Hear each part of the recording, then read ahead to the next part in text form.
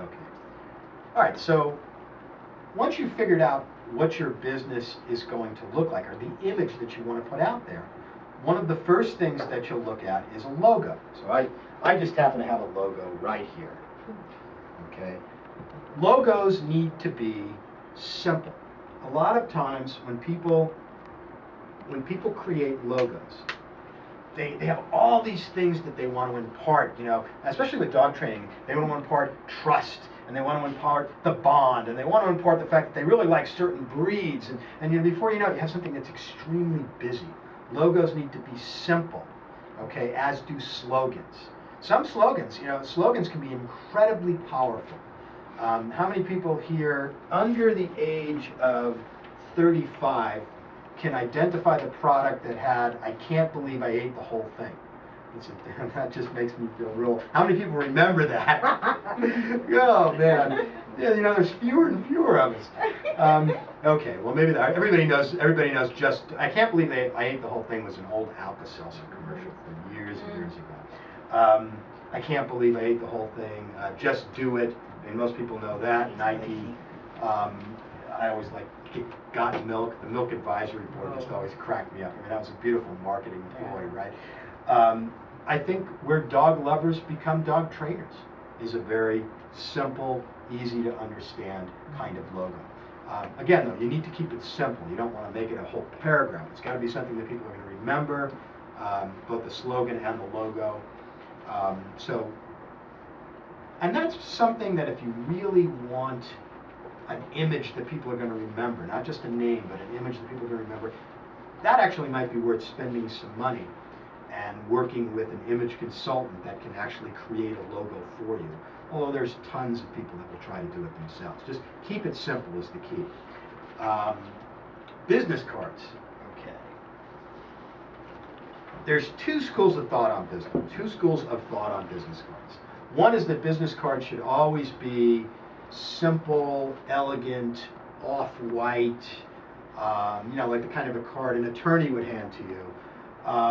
And then there are other schools of thought that suggests business cards need to stand out. I happen to belong to the later school.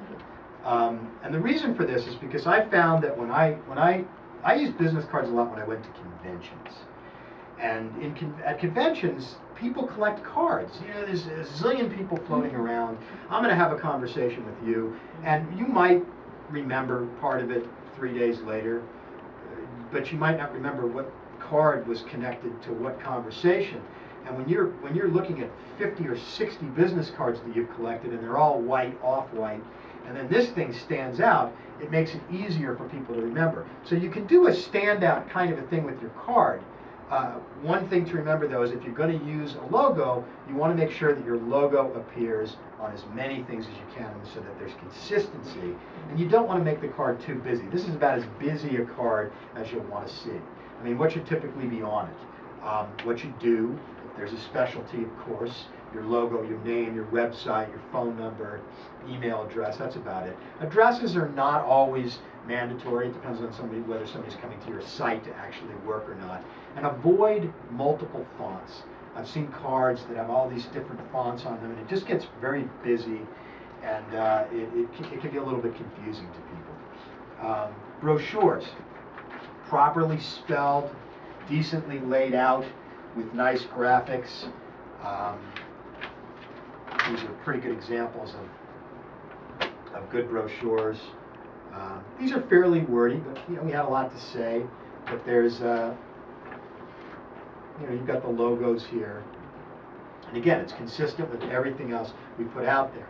Now, these are just examples. I mean, there are numerous examples out there.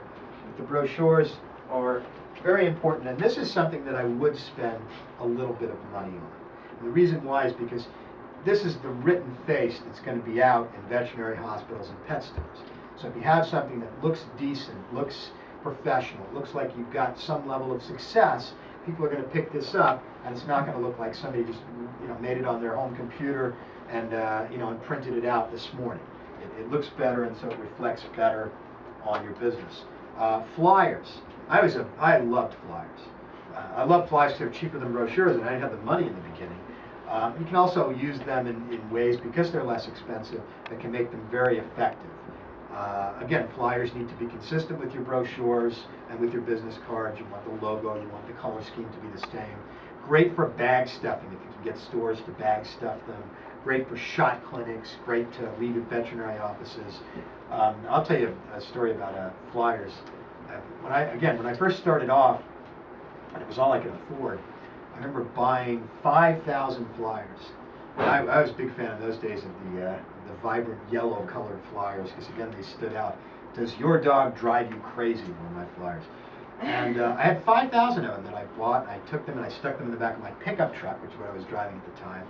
And I'm driving home or driving to a client's house, and people are honking at me.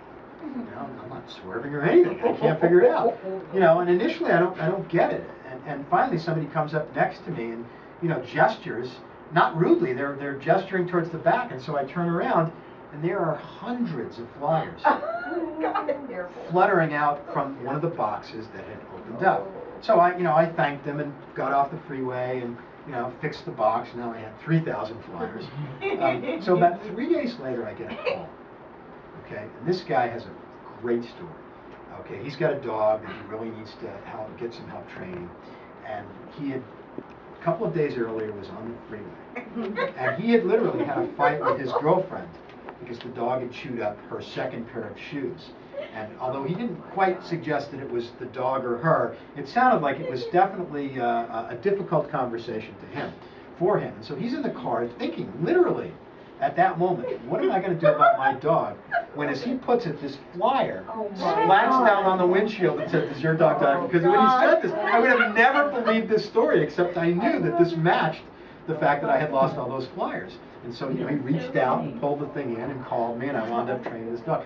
For years afterwards, I know, you know, this is not ecologically cool, but for years afterwards, I would periodically, when no one was looking, grab a handful of flyers and throw them out the window in the hopes that I would get this again. Never happened again. So flyers, though, can be very, very effective. But again, because they're less expensive, just don't make them cheesy. Don't make them cheap. Stationery. I realize that in this world of emails, stationery is far less common than it used to be.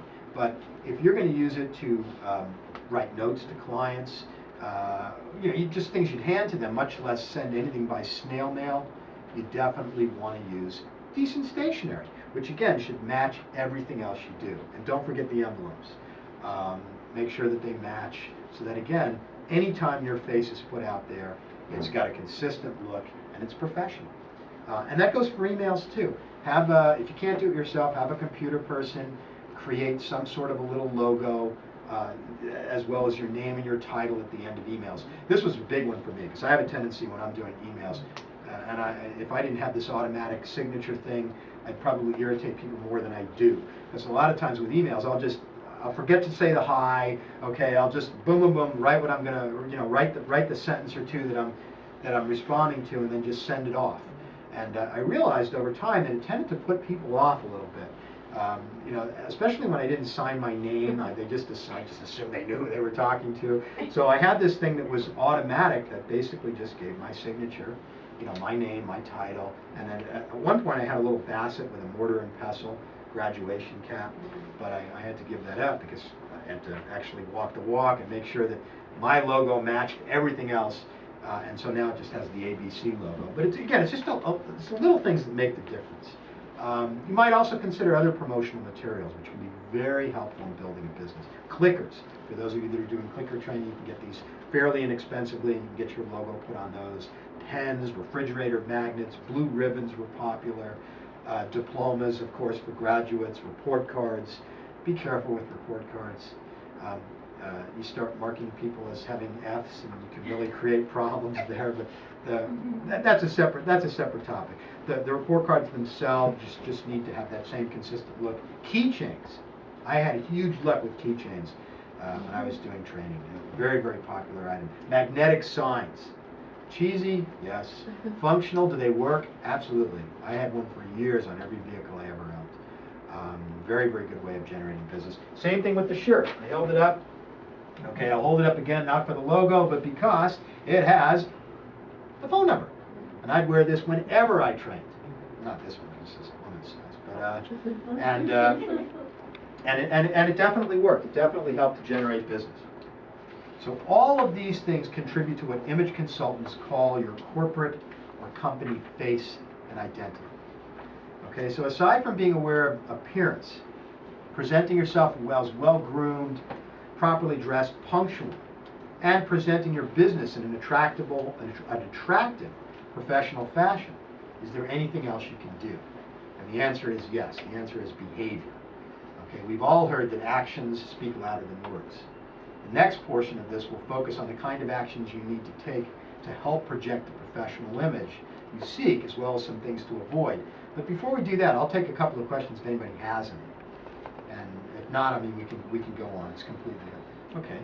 I currently teach group classes, and I'm looking to go into the private lessons, but I don't really know where to come up with the contracts and to make myself safe as well as the